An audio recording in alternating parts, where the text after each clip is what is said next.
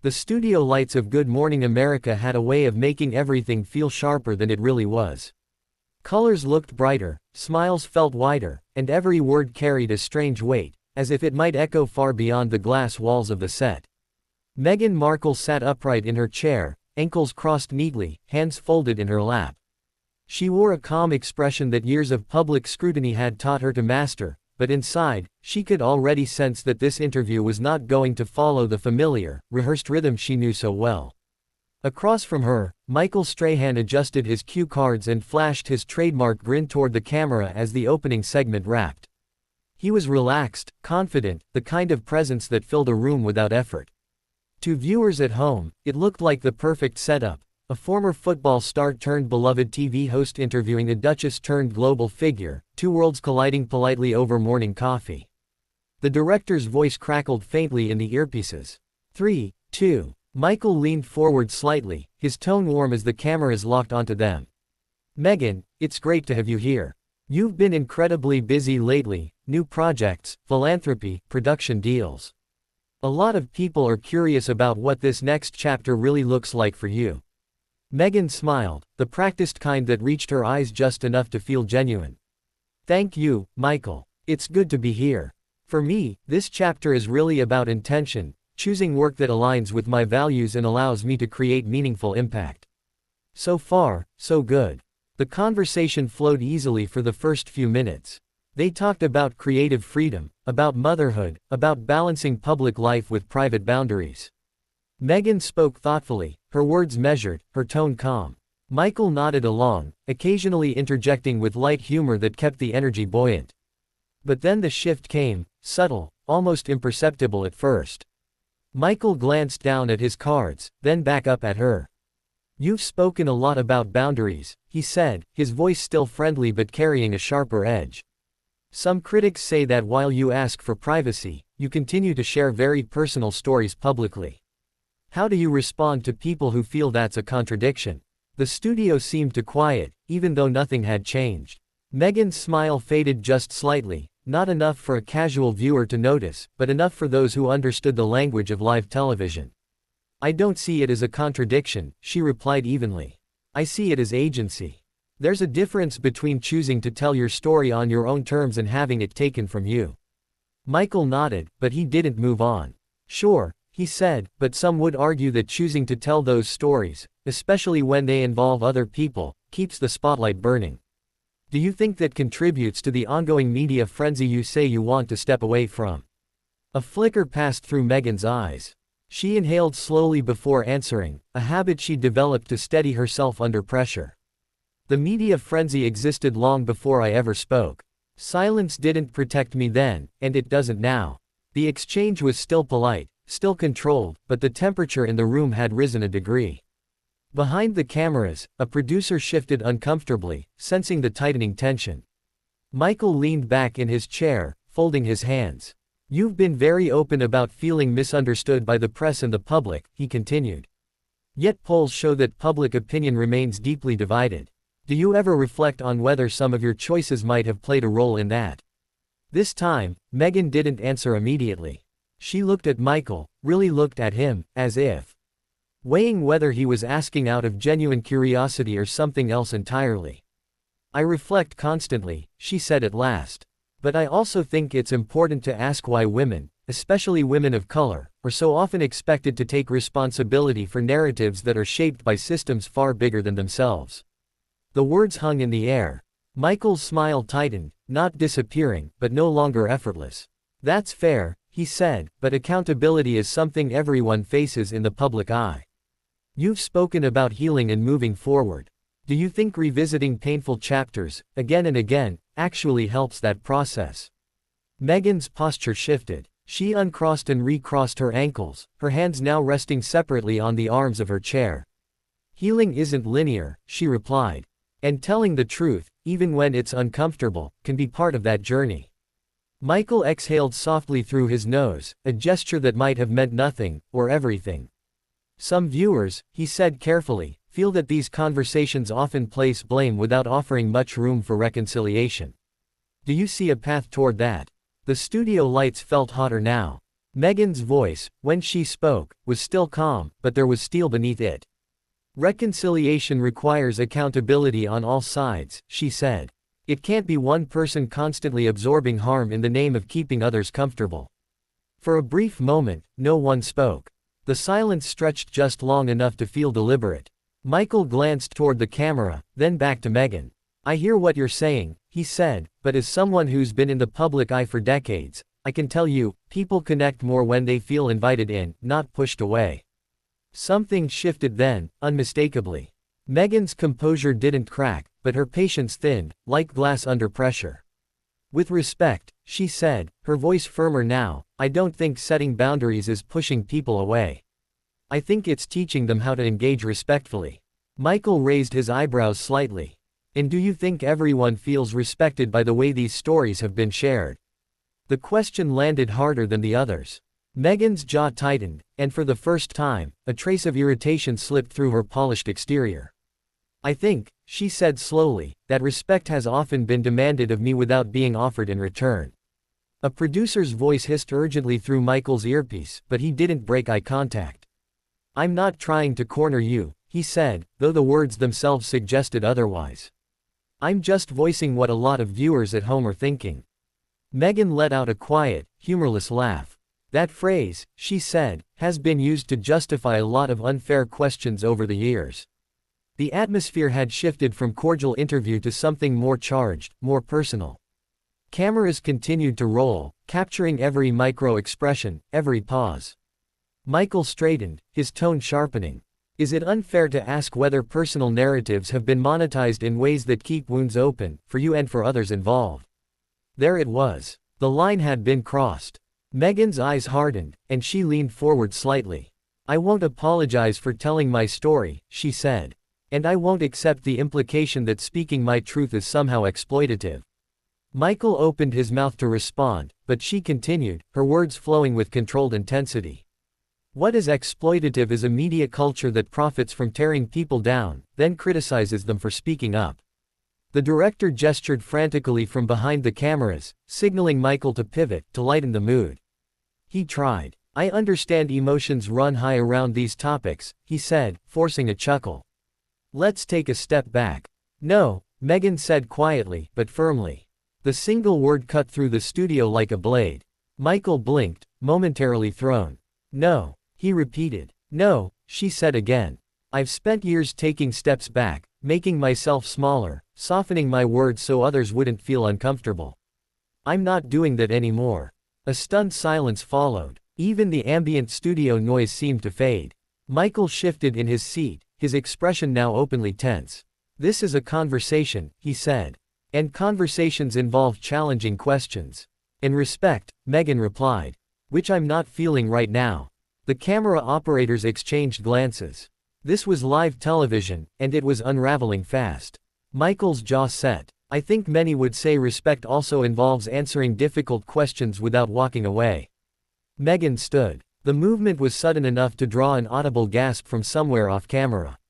She removed her microphone with deliberate care, placing it gently on the chair. I've answered difficult questions my entire adult life, she said, her voice steady, though her eyes flashed.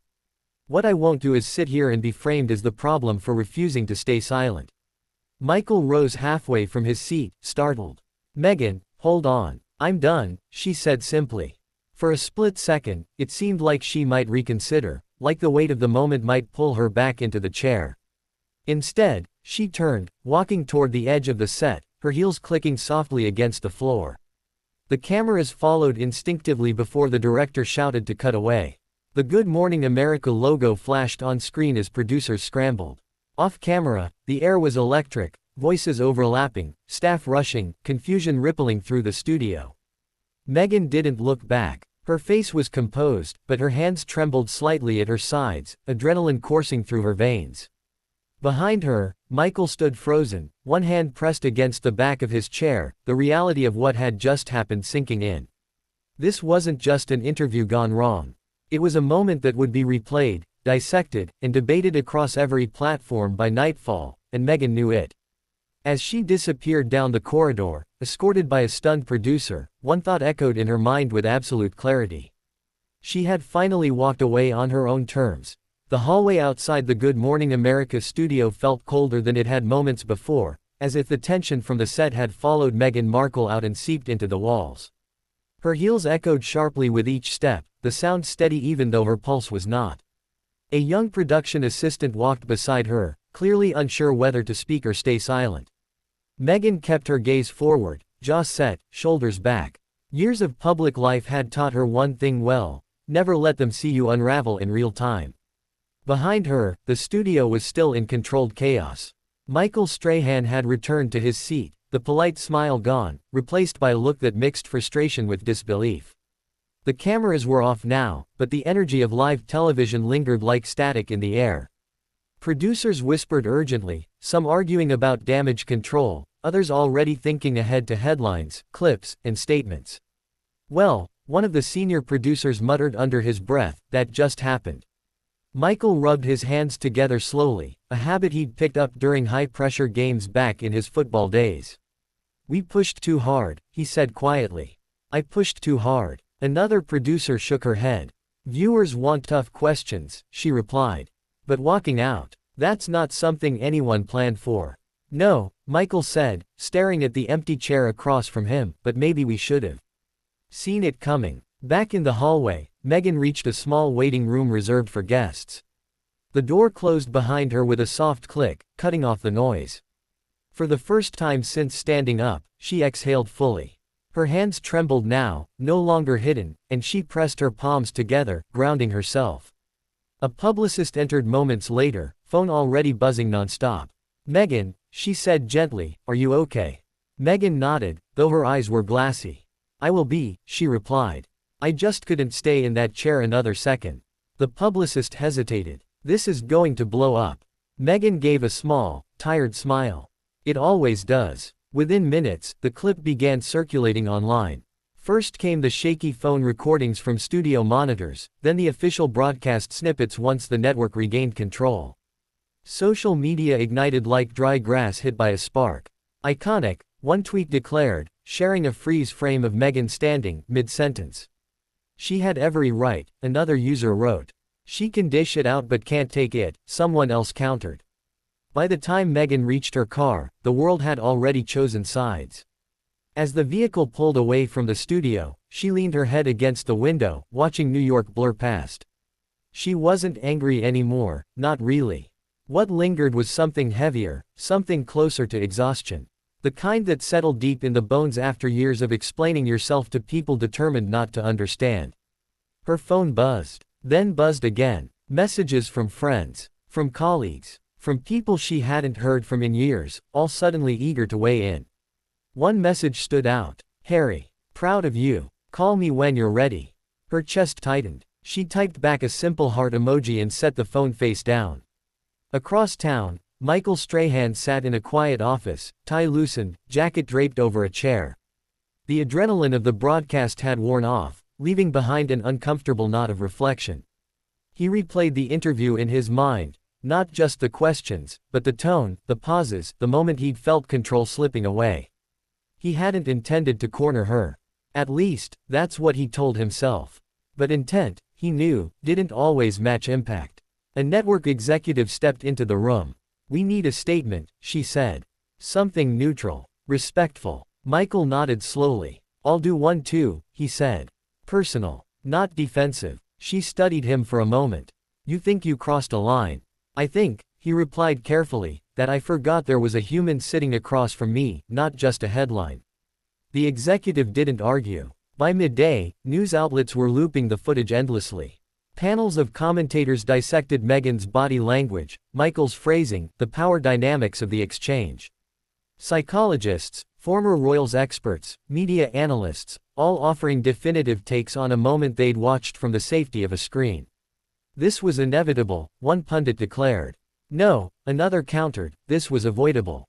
The interview became accusatory. Meghan didn't watch any of it. She sat instead in a quiet hotel room, curtains half drawn, sipping tea that had long gone cold. Her publicist updated her in careful doses, filtering the noise. "There's strong support," she said. "Also strong criticism." Meghan nodded. "That's the pattern. What do you want to do?" The publicist asked. We can release a statement. Or stay silent. Meghan considered the question. Silence had once been her default, the safer option. But safety, she'd learned, was often an illusion. I'll say something, she said. Not to argue. Just to clarify. The statement was short when it went out later that afternoon. I believe in open dialogue rooted in mutual respect. When a conversation no longer feels that way, it's okay to step away. Protecting your well-being is not avoidance, it's self-respect. Predictably, it changed nothing and everything all at once. Supporters praised her clarity and strength. Critics accused her of oversensitivity. The cycle spun faster. That evening, Meghan finally called Harry. I'm sorry you had to see that, she said as soon as he answered. I saw you, he replied. That's different. She smiled despite herself. You always know what to say. He paused. Did it feel worth it? Meghan looked out the window, the city lights shimmering like scattered stars. Yes, she said after a moment. Even if it's hard. Especially if it's hard, Harry said gently. Across the country, Michael sat at home, watching a replay of the segment for the first time. Without the pressure of the live broadcast, the moments he'd missed before stood out clearly now. The tightening of Meghan's jaw, the shift in her posture, the warning signs he'd ignored. He turned off the TV. The next morning, Good Morning America opened with a carefully worded acknowledgement. Michael addressed viewers directly, his tone measured. Yesterday's interview sparked a lot of conversation, he said. My goal has always been to ask meaningful questions, not to make guests feel disrespected. If that happened, I take that seriously. It wasn't an apology in the traditional sense, but it wasn't nothing. Reactions poured in once more. Some applauded his accountability. Others dismissed it as damage control. But a quieter conversation also emerged, one about interview ethics, about the line between tough journalism and personal provocation. For Meghan, the days that followed were strangely calm. The storm raged online, but she felt lighter, as if shedding a weight she'd carried too long. She returned to her routines, school drop-offs, meetings, long walks where no one recognized her. At a small gathering with friends later that week, someone asked, would you do it differently if you could? Meghan thought about it. The studio lights. The silence. The moment she stood. No, she said simply. I'd listened to myself sooner. Weeks later, the incident was no longer breaking news, but it hadn't faded entirely. It became a reference point, shorthand for something larger than a single interview. Articles cited it when discussing celebrity boundaries. Advocates mentioned it in conversations about mental health and media pressure. And sometimes, late at night, when the world was quiet, Meghan would replay the moment in her mind, not with regret, but with a strange sense of closure. She hadn't walked out in anger. She'd walked out in truth. And that, she knew, was something no headline could take away.